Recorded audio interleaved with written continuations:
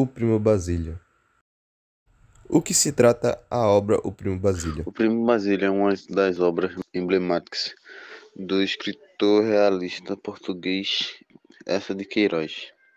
Publicado em 1878, o romance é um retrato fiel da sociedade portuguesa da época, com ênfase para a hipocrisia da classe burguesa.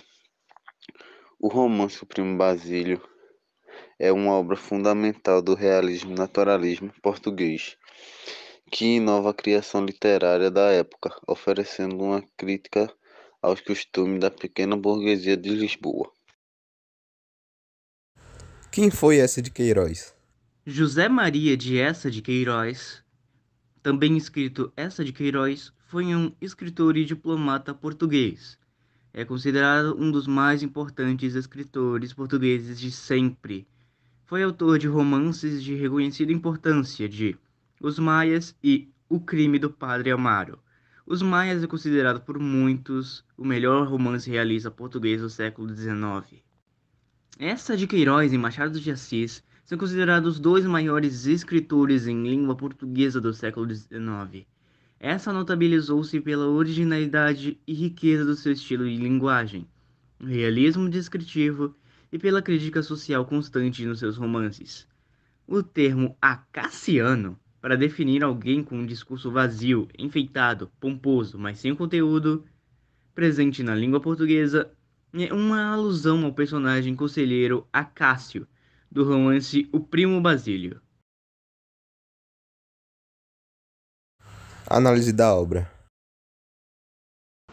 No Primo Basílio, Eça de Queiroz faz um panorama da sociedade portuguesa da época.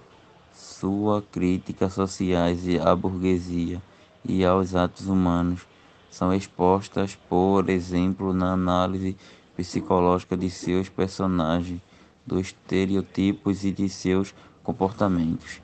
A obra está dividida em 16 capítulos, temas como adultério, a hipocrisia, o caráter, a mediocridade e os valores morais.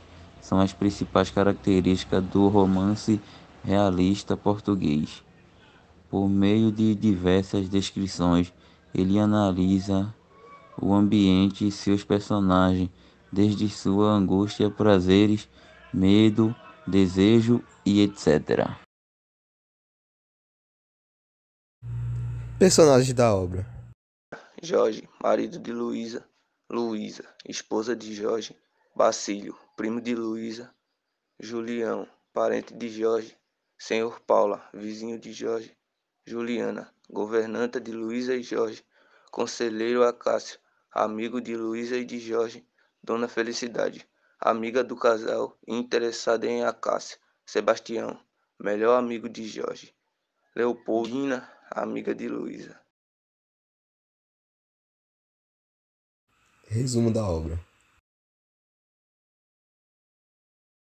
A obra retrata a história do casal Jorge e Luísa, pertencentes à burguesia portuguesa do século XXI.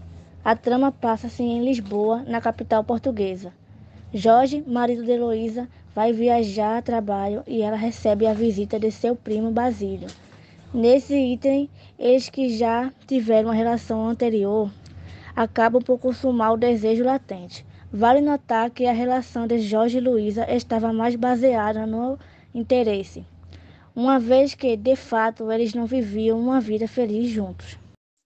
Jorge era um excelente marido que sempre estava preocupado em agradar sua bela esposa. Lhe dava diversos presentes e sempre estava disposto a lhe oferecer conforto. Luísa era uma ávida leitora de romances e, com a chegada de seu amor juvenil, começa a nutrir e vislumbrar uma história de amor entre eles.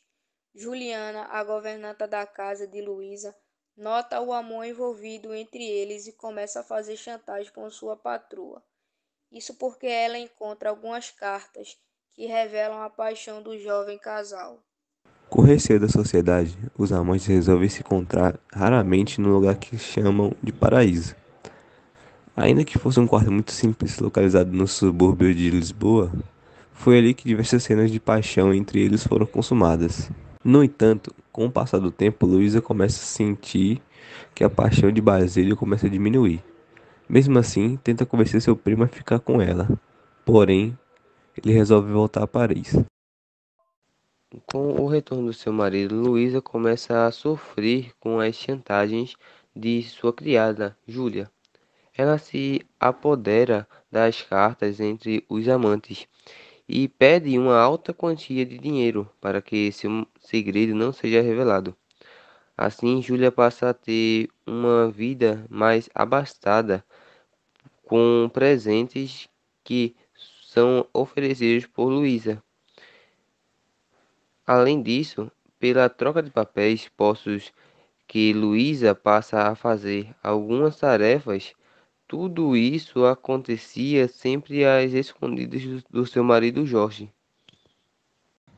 Com o tempo, Jorge acaba por notar uma diferença no trabalho realizado, pois Juliana resolve mandar a criada embora. Mas Juliana continua a chantagear Luísa com seu segredo. Sentindo-se coagida, Luísa resolve contar a Sebastião toda a história do adultério e das chantagens que estavam sendo realizadas por Juliana. Mesmo chocado com a história, ele resolve ajudá-la. Assim vai à casa de Luísa enquanto Juliana estava sozinha e ameaça.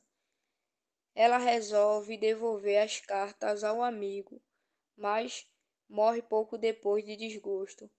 Afinal, seu sonho de enriquecimento acabou naquele momento. Por fim, Luísa adoece e num dia, Jorge encontra uma carta de Basílio, que revela alguns momentos entre os amantes. Ao mostrar para a esposa, ela ainda estava adoecida, morre dias depois.